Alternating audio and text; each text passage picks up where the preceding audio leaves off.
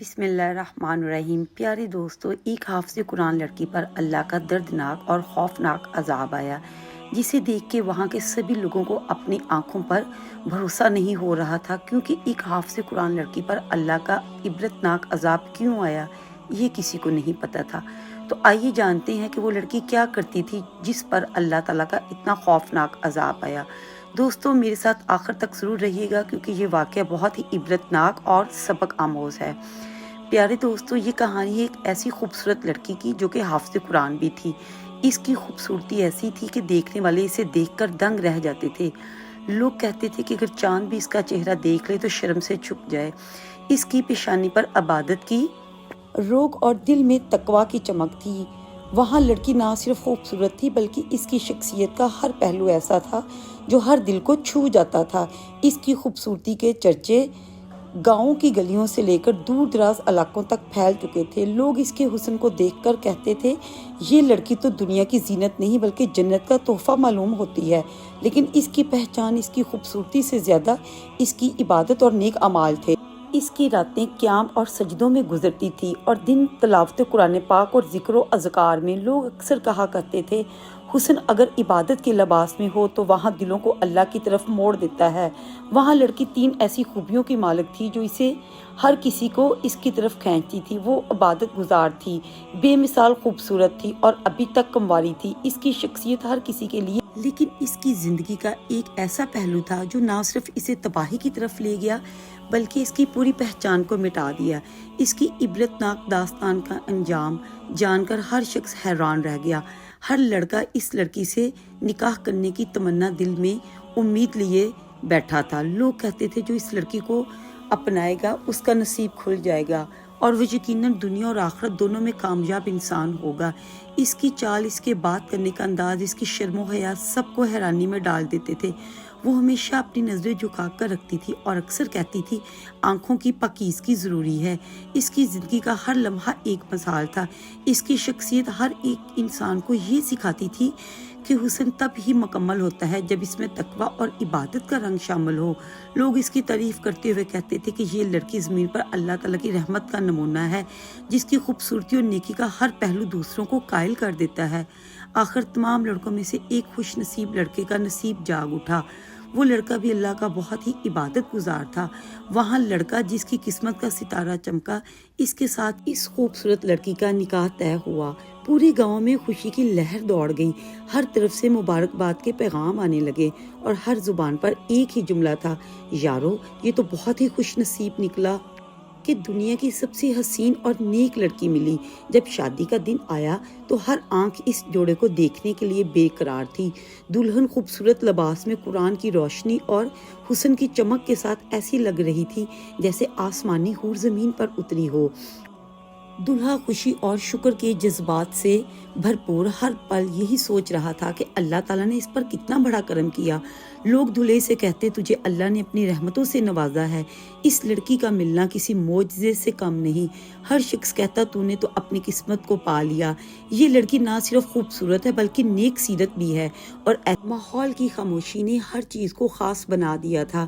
دلہا آہستہ آہستہ قدم بڑھاتے ہوئے دلہن کے قریب پہنچا۔ اس کے دل میں خوشی اور جذبات کا ایک طوفان تھا۔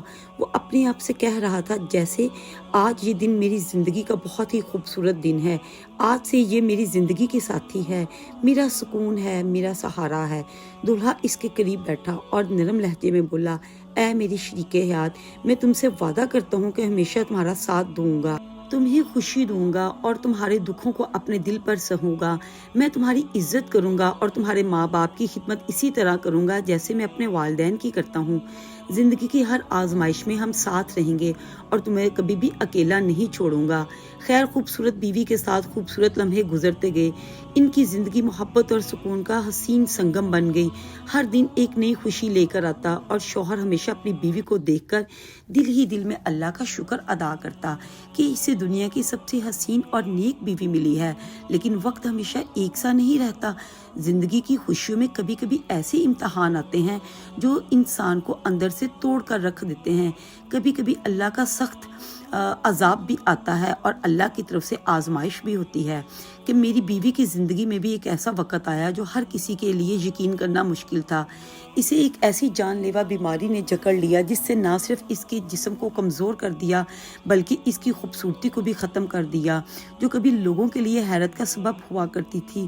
شوہر دن رات اس کی خدمت میں لگا رہتا، اس کی بگڑی حالت دیکھ کر اس کا دل درد سے بھر جاتا مگر وہ ہمت نہیں ہارتا۔ اس کی ہر سانس اللہ سے دعا میں گزرتی، یا اللہ میری بیوی کو شفا دے، یہ میرے دل کا سکون ہے۔ مگر پھر وہ دن آ گیا جو اس کے لیے دنیا میں سب سے بڑا امتحان تھا۔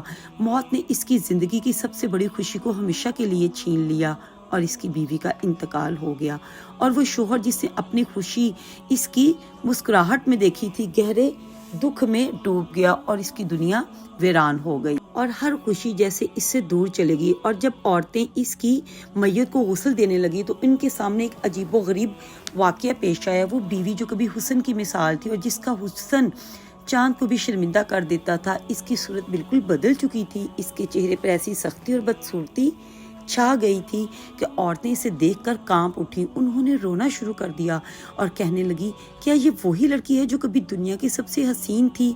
یہ کیا ہوا؟ شوہر بھی یہ سن کر بے حد پریشان اور حیران رہ گیا۔ پاس کھڑی ایک بزرگ خاتون نے گہری آواز میں کہا، یہ دنیا کے حسن کا انجام ہے جو اللہ تعالیٰ کی نافرمانی کے ساتھ ہوا۔ شاید اس کے دل میں غرور تھا یا اپنی عبادتوں میں وہ بہت زیادہ مغرور ہو گئی تھی اور اپنے حسن اور خوبصورتی کی وجہ سے۔ یہ حسن اور خوبصورتی تو اللہ کی امانت ہے اور جب اس کا غلط استعمال ہو تو انجام ایسا ہی ہوتا ہے۔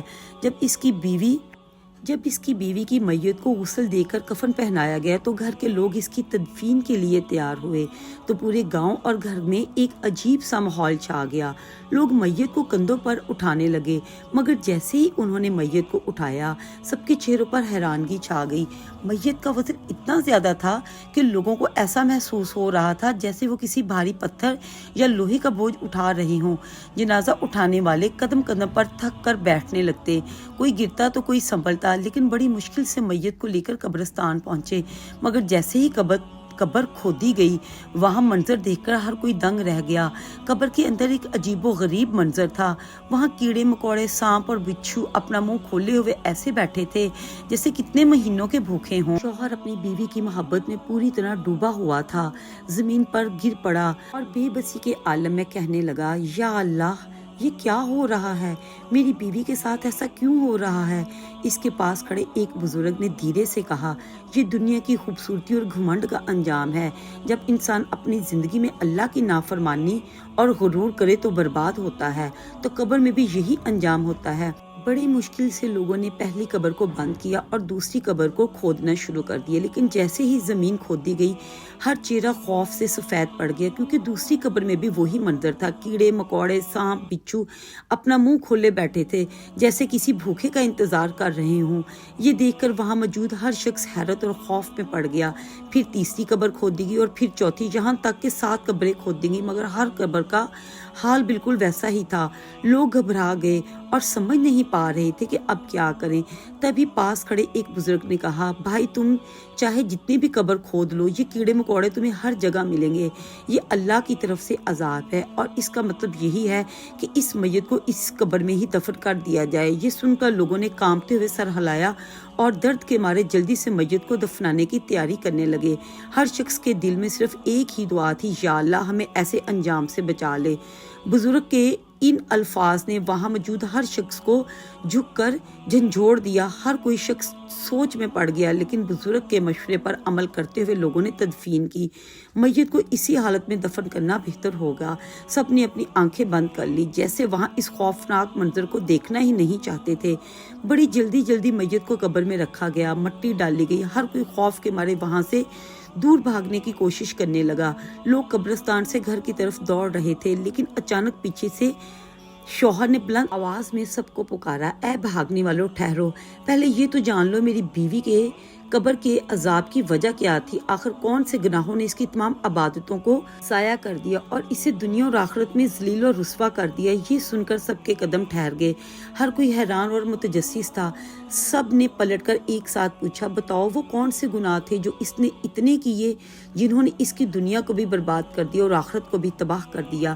شوہر نے سب کو قریب آنے کے لیے کہا۔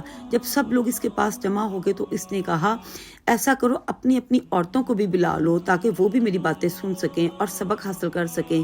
شوہر کے اس حکم پر لوگ اپنی بیویوں کو بھی بلانے چلے گئے اور تھوڑی دیر بعد ہی وہاں ہر شخص اور ان کی عورتیں بھی جمع ہو گئی۔ ماحول خاموش اور خوفناک تھا اور ہر کوئی یہ جاننے کے لیے بے چین تھا کہ آخر گناہ کی کیا وجہ ہے جو اتنی بڑی تباہی کا سبب بنی۔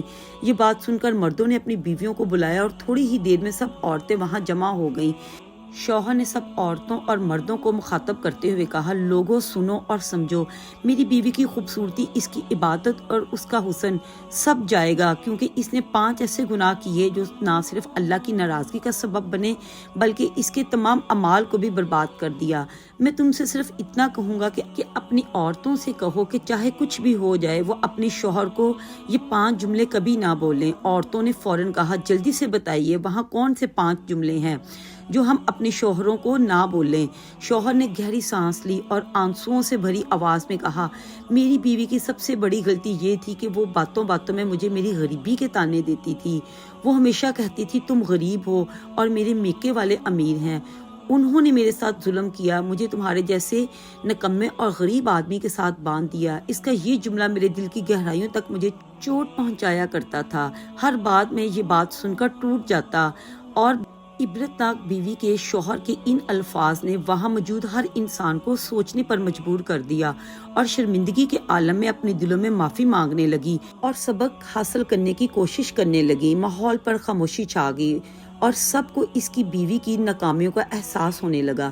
میں ساری رات یہ سوچ کر رو رہا تھا کہ میری بیوی مجھے میری غریبی کی وجہ سے حقیر سمجھتی ہے، حالانکہ میں اپنی استطاعت کے مطابق اس کی ہر ضرورت پوری کرنے کی کوشش کرتا تھا کہ اس کے دل میں میری جگہ بن جائے، لیکن اس کے تانے میرے دل کو چھنی کر دیتے اور میں اللہ کے سامنے شکوہ کرنے پر مجبور ہو جاتا تھا یا اللہ میں کب تک اس کے یہ تانے سنتا رہوں گا۔ شوہر نے کچھ دیر کے بعد پھر کہا میری بیوی کا دوسرا جملہ یہ تھا کہ جب میں پورے دن اس کے لیے کام کاج کر کے گھر کو واپس آتا تو وہ کبھی بھی میرا استقبال نہیں کرتی۔ میں سوچتا میں اتنی محنت کرتا ہوں یہ میری محنت کو سراہے گی، لیکن وہ مجھے دیکھتے ہی ایسے جملے بول دیتی جو میری تھکان کو اور بڑھا دیتے۔ وہ کہتی تم سے تو کوئی کام ڈھنگ سے نہیں ہوتا، تمہیں کچھ بھی کرنا نہیں آتا۔ اس کے یہ الفاظ میرے دل پر بوجھ ڈال دیتے تھے اور میں پوری رات اللہ سے فریاد کرتا یا اللہ یہ کیسی آزمائش ہے۔ شوہر نے اپنی بات جاری رکھتے ہوئے کہا اور گہری سانس لی۔ پھر اس نے کہا تیسرا جملہ یہ تھا کہ وہ میرے ماں باپ کو گالیاں دیتی تھی، ان کے آنے کو پسند نہیں کرتی تھی اور ان کے بارے میں ایسے الفاظ استعمال کرتی تھی جو میں کسی دشمن کے لیے بھی نہیں کہہ سکتا۔ میں اپنے ماں باپ کی بہت عزت کرتا تھا، لیکن جب وہ انہیں برا بھلا کہتی تھی تو میرا دل خون کے آنسو روتا تھا۔ میں سوچتا تھا جس ماں نے مجھے پالا، جس باپ نے میری پرورش کی، وہ ان کے لیے وہ اتنی بے رحم کیوں ہے۔ شوہر کی باتیں سن کر وہاں موجود ہر شخص اور عورت سوچ میں پڑ گیا۔ ہر کسی کے دل میں گناہوں کا احساس اور توبہ کا جذبہ جاگ اٹھا۔ ماحول خاموش ہو گیا اور ہر کوئی یہ سمجھنے لگا کہ اپنے الفاظ اور رویوں کو سوچ سمجھ کر دوسروں پر تھوپنا چاہیے۔ یہ کہہ کر شوہر نے سر جھکا لیا اور کہا یہ جملے نہ صرف میرے دل کو زخمی کرتے تھے بلکہ میری زندگی کو بے قرار اور بے سکون بنا دیتے تھے۔